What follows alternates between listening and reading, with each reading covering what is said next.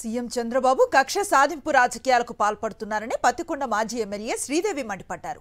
అధికారంలోకి వచ్చిన వెంటనే ప్రతిపక్ష పార్టీ నేతలు సోషల్ మీడియా కార్యకర్తలపై అక్రమ కేసులు నమోదు చేశారని ఆరోపించారు.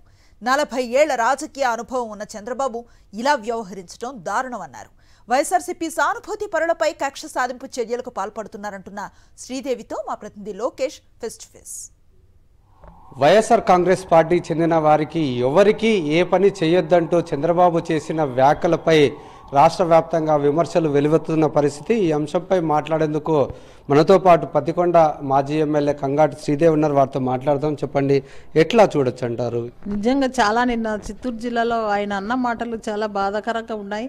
ఎందుకంటే 4 సార్లు ముఖ్యమంత్రి అయి చెప్పేసి ప్రజలు ఎంతో అనుభవం ఉన్న వ్యక్తి అని చెప్పేసి నమ్మి మళ్ళా కూడా ముఖ్యమంత్రి చేయడము, ఆయన ఇంకా రాష్ట్రాన్ని బాగు చేయాల్సింది పోయి ఈరోజు ప్రత్యక్షంగా కానీ వైఎస్ఆర్సీపీ వాళ్ళకి ప్రత్యక్షంగా కానీ పరోక్షంగా కానీ ఏ పనులు చేసి పెట్టకూడదు, వాళ్ళకి పనులు చేస్తే పాముకు పాలు పోసినట్లు అనే విధంగా కూడా మాట్లాడడం చాలా విడ్డూరం.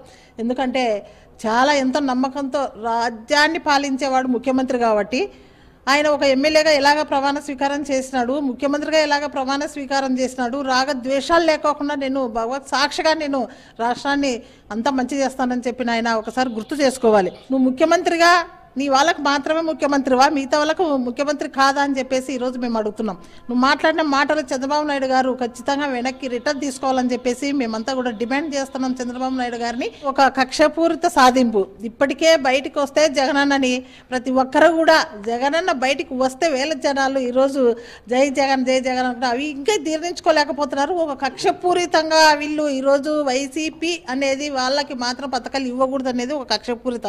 ఈరోజు జనాలందరూ కూడా ఈరోజు ఆశ్చర్యపోయే విధంగా కూడా పరిపాలన చేస్తున్నారు. ఎంతసేపైనా వైఎస్ఆర్ కాంగ్రెస్ పార్టీ వాళ్ళ మీద కక్షపూరితంగా ఇదంతా కూడా చేస్తాడని చెప్పేసి అర్థమవుతుంది. వాళ్ళు ఎన్ని చేసినా ఎన్ని చూసినా కూడా వీరు ఈరోజు ఈ చేత చేస్తారు, రేపు పొద్దున ఈ చేత చేస్తారని చెప్పేసి మర్చిపోకూడదు. అంతా ఆయనకు హెల్త్ బాగాలేకుండా ఆయనకు ఎన్ని హెల్త్ ఇష్యూస్ డాక్టర్లు చెప్పినా కూడా ఇవన్నీ కూడా బుటకాలు నాటకాలు అని చెప్పేసి ఈరోజు ఈ పత్రికలన్నీ రాయడం కూడా చాలా విడ్డూరం. ప్రజలంతా కూడా గమనిస్తున్నారు. ప్రజాస్వామ్యంలో ప్రతి ఒక్కరికి ముఖ్యమంత్రి ఏదైతే సంక్షేమ ఫలాలు కావచ్చు వారి యొక్క బాధ్యతలు పూర్తి స్థాయిలో నిర్వర్తించాలి, లేకపోతే రానున్న రోజుల్లో ప్రజలే ఖచ్చితంగా బుద్ధి చెప్తారంటూ వైఎస్ఆర్సీపీ నాయకులు చెప్తున్న పరిస్థితి. కెమెరామెన్ శేఖర్తో లోకేష్, సాక్షి టీవీ, కర్నూలు.